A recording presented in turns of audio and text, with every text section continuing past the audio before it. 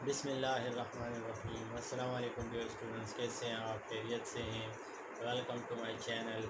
आज हम स्टार्ट कर रहे हैं एमएस एक्सेस के प्रैक्टिकल पोर्शन को। आज हमारा पहला लेक्चर है। पहले लेक्चर में हम एमएस एक्सेस को स्टार्ट करने का मेथड सीखेंगे।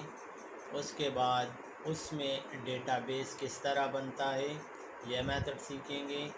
एंड थर्डली हम डेटाबेस पाथ की असाइनमेंट को सीखेंगे। तो आइए बिस्मिल्लाह करते हैं। बिस्मिल्लाहिर्रहमानिर्रहीम। एमएस एक्सेस को हम स्टार्ट किस तरह करेंगे? नॉर्मली हम मेथड यूज़ करते हैं ट्रेडिशनल मेथड। उसमें हम क्लिक करते हैं, उसके बाद हम क्लिक करेंगे ऑल ऐप्स पे। ऑल ऐप्स में एमएस एक्सेस की एक्जी फ़ाइल अवेलेबल होती है और इसको हम जैसे ही क्लिक करते हैं एमएस एक्सेस रन हो जाता है। ये तो एक नॉर्मल मेथड है जिसको हर कोई फॉलो करता है। Being a professional MS Access को हम स्टार्ट किस तरह करेंगे उसका तरीका है, हम फर्स्ट ऑफ ऑल रन के ऑप्शन पे आएंगे। उसके लिए हम शॉर्टकट की यूज़ करेंगे विंडोज़ बटन और आर। ये देखें, ये रन अपेयर हो गया।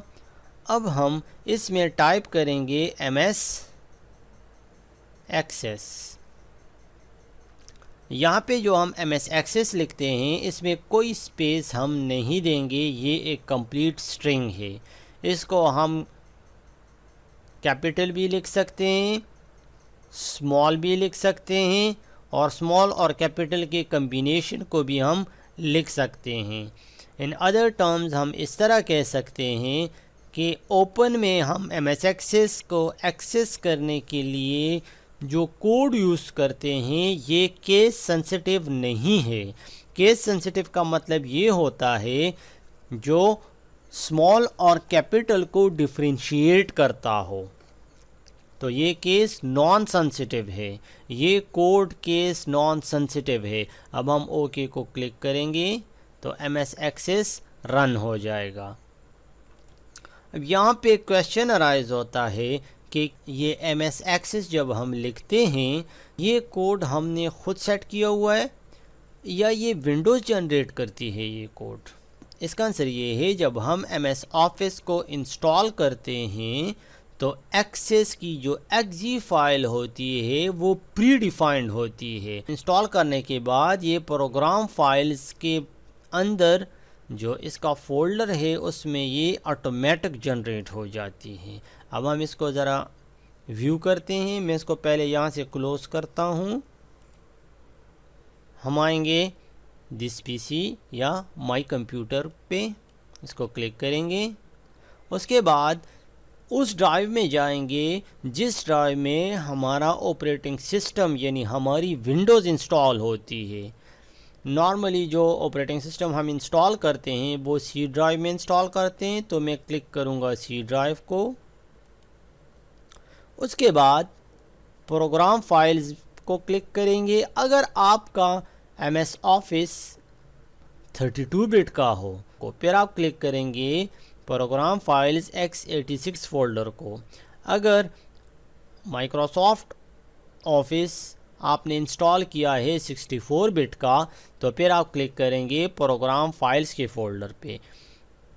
मेरे लैपटॉप में माइक्रोसॉफ्ट ऑफिस इंस्टॉल है, वो 64 बिट का है, तो मैं प्रोग्राम फाइल्स को क्लिक करूँगा। क्लिक करने के बाद माइक्रोसॉफ्ट ऑफिस के फ़ोल्डर में हम आएंगे, इसको क्लिक करेंगे। इसको क्लिक करने के बाद ऑफिस 16 को हम क्लिक करेंगे। अब इधर हम सर्च करेंगे इस एक्जी फाइल को। सिंपली सर्च करने का तरीका है, आप यहाँ पे किसी एक फ़ोल्डर को सेलेक्ट करें, उसके बाद आप एम को प्रेस करें कीबोर्ड से। ये देखें एम के जितने भी फाइल्स हैं इसको ये बारी बारी सेलेक्ट करेगा। ये देखें एमएस एक्सेस सेलेक्ट हो गया है। अब इसको जब मैं क्लिक करूँगा तो एमएस एक्सेस का सॉफ्टवेयर रन हो जाएगा। ये इसकी एक्जी फ़ाइल है। एक्जी मीन्स एग्जीक्यूटेबल फ़ाइल, वो फ़ाइल जो रन होती है। मैं इसको क्लिक करता हूँ, ये देखिए MS एक्सेस रन हो गया। अब हम इसमें डेटाबेस बनाएंगे। डेटाबेस बनाने का तरीका ये है कि जब ये स्क्रीन अपीयर हो जाती है तो हम क्लिक करेंगे ब्लैंक डेस्कटॉप डेटाबेस पे। डेस्कटॉप डेटाबेस का मतलब ये है कि ये जो डेटाबेस है ये नेटवर्क पे हम एक्सेस नहीं करते, ये हम एक कंप्यूटर के अंदर यूज़ करते हैं, यानी stand alone database MS Access generate करता है। इसमें हम नेटवर्क डेटाबेस नहीं बना सकते। दैट्स वाई यहाँ पे ब्लैंक डेस्कटॉप डेटाबेस लिखा हुआ है। इसको हम क्लिक करते हैं। क्लिक करने के बाद ब्लैंक डेस्कटॉप डेटाबेस की विंडोज़ अपीयर हो गई है।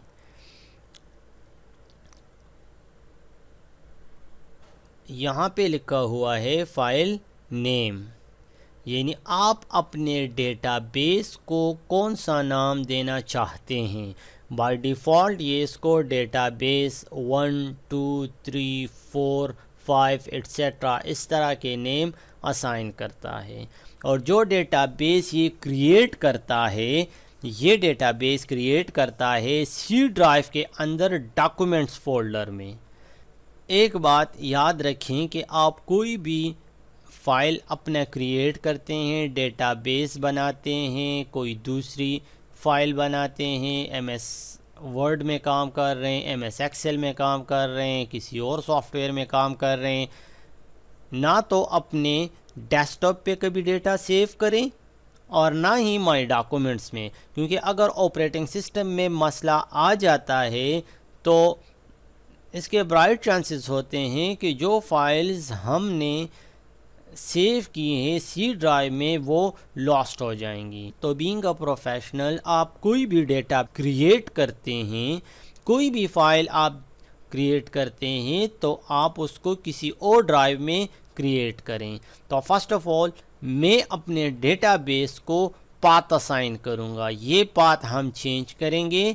उसके लिए ये देखें ब्राउज़ बटन पे हम आएंगे, इसको क्लिक करें। अगर आपको पता नहीं है कि मैं अपने पाथ को किस तरह चेंज करूँगा या आपको ब्राउज़ बटन के बारे में पता नहीं है, ब्राउज़ का जो बटन है ये इस डेटाबेस के नाम के सामने इस आइकन से रिप्रेजेंट हो रहा है। ये देखें, माउस को इधर ले आएं, ये आपको टूल टिप के ज़रिए बता रहा है browse for a location to put your database, यानी आप यहाँ से ब्राउज़ करें। ब्राउज़ मीन्स आप अपने कंप्यूटर में सर्च करें, कोई भी लोकेशन आप डिफ़ाइन करें और वहाँ पे फिर आपका डेटाबेस क्रिएट हो जाएगा। देखें, इस पाथ को आप C यूज़र्स तंतना डॉक्यूमेंट्स और यहाँ पे डेटाबेस बनेगा। अब मैं इस पाथ को चेंज कर रहा हूँ,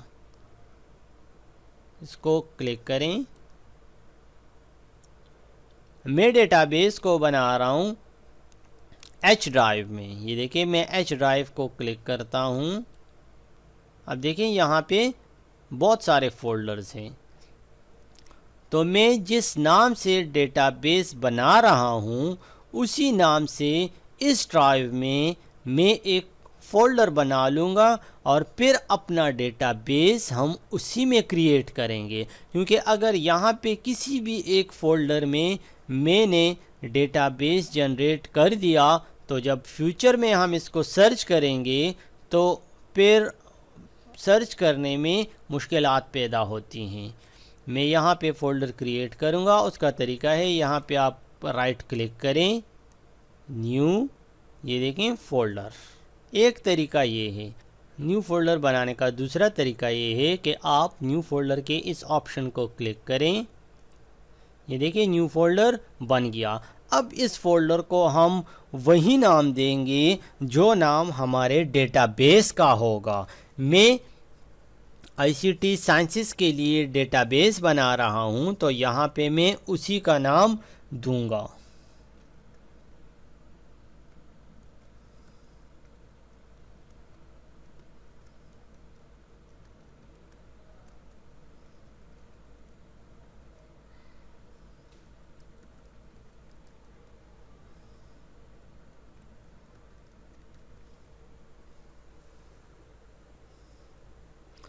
ये फ़ोल्डर को हमने नाम दे दिया। हमारे फ़ोल्डर और डेटाबेस का नाम एक होना चाहिए। आप कोई दूसरा नाम भी दे सकते हैं, लेकिन इसके इजी सर्च के लिए हम डेटाबेस और फ़ोल्डर का नाम सेम रखते हैं। अब इसको आप ओपन करें, ये देखें ओपन हो गया। अब यहाँ पे हम डेटाबेस बनाएंगे। यहाँ पे अब हम एक और मेथड सीखेंगे। ज़्यादातर जो यूज़र्स होते हैं एमएस एक्सेस के या किसी भी दूसरे डेटाबेस को यूज़ करते हैं, तो हम जो नाम देते हैं वो हम कुछ इस तरह लिखते हैं। हम कंप्लीट लोअर केस लेटर्स को यूज़ करते हैं। देखिए मैं लिखता हूँ institute of computer and technological sciences Peshawar.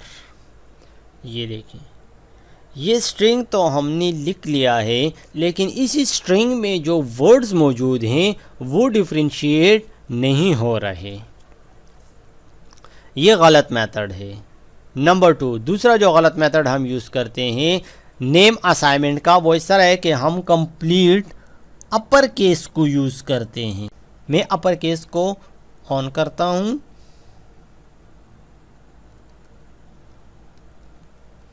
Institute of computer and technological sciences Peshawar. अब इस स्ट्रिंग को भी अगर हम पढ़ना चाहें तो ये एक कंप्लीट स्ट्रिंग है, लेकिन इसमें जो 5 नाम मौजूद है वो हम डिफरेंशिएट नहीं कर सकते। अब इसके सही मेथड को हम अप्लाई करते हैं। इसको मैं ख़त्म करता हूँ। हर वर्ड का फर्स्ट जो कैरेक्टर होगा वो अपर केस में होगा। मैं इंस्टीट्यूट लिखता हूँ, इसमें आई capital, following string lower case, institute of computer, फिर सी कैपिटल एंड टेक्नोलॉजिकल, फिर टी कैपिटल,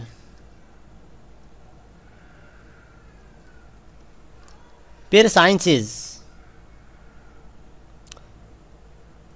साइंसेस में S capital, Peshawar P capital.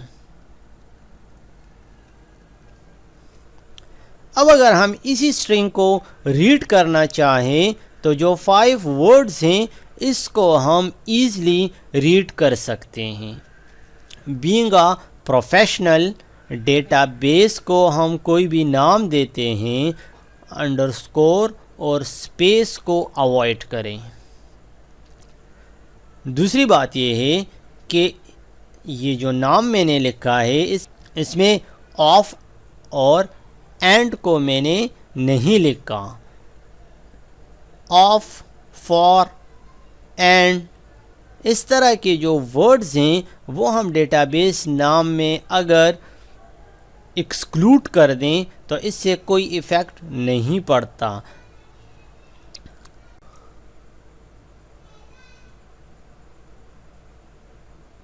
तो अब मैं इसको जैसे ही ओके करता हूँ तो ये जो पाथ है ये चेंज हो जाएगा। देखें ओके, देखें ये पाथ चेंज हो गया। अब डेटाबेस को हम क्रिएट करेंगे। अभी हमारा डेटाबेस बना नहीं है। जब हम अपने डेटाबेस को क्रिएट करेंगे तो हमारा डेटाबेस एच ड्राइव के अंदर बन जाएगा। डेटाबेस क्रिएशन को चेक करते हैं। इसके लिए हम पहले ड्राइव को भी ओपन करते हैं। हमारा जो डेटाबेस है वो एच ड्राइव में बनेगा। हम इसके क्रिएशन को व्यू करते हैं। मैं इसको पहले मिनिमाइज़ करता हूँ। जाते हैं हम एच ड्राइव को ओपन करते हैं और उसी फोल्डर को सर्च करते हैं। ये देखें, मैं इसको ओपन करता हूँ। अब देखें ये बिल्कुल एम्प्टी है, ब्लैंक है। देखें ये पाथ चेंज हो गया है। ये हमें हमारे डेटाबेस का नाम भी शो कर रहा है और इसके नीचे पाथ शो कर रहा है। नाम कंप्लीट हो गया, उसके बाद डॉट ACCDB, ये डॉट ACCDB इसकी एक्सटेंशन का नाम है, ACCDB डेटाबेस। ये MS Access का डेटाबेस है तो इसकी एक्सटेंशन है डॉट ACCDB। डेटाबेस को क्रिएट करने से पहले हम H ड्राइव में जाते हैं और इस फोल्डर को ओपन करते हैं जो कि अभी ब्लैंक है। मैं इसको मिनिमाइज़ करता हूँ, दिस कंप्यूटर या my computer, H drive, and after that institute of computer and technological sciences. इस फोल्डर को मैं ओपन करता हूँ, एक टोटली ब्लैंक फोल्डर ओपन हो गया। अब हम अपने सॉफ्टवेयर पे वापस आते हैं। जैसे ही मैं क्रिएट को क्लिक करता हूँ, H ड्राइव में इस फोल्डर के अंदर हमारा डेटाबेस क्रिएट हो जाएगा। डेटाबेस क्रिएट होने के बाद ये जो स्क्रीन पे हमें एनवायरनमेंट शो हो रहा है ये चेंज हो जाएगा। देखें, मैं क्रिएट को क्लिक करता हूँ, हमारा डेटाबेस बन गया और टॉप पे हमें हमारे डेटाबेस का नाम शो हो रहा है। अब हम इसको मिनिमाइज़ करते हैं और H ड्राइव को चेक करते हैं। देखें, यहाँ पे ये हमें डेटाबेस शो कर रहा है। इसको हम क्लोज़ करते हैं।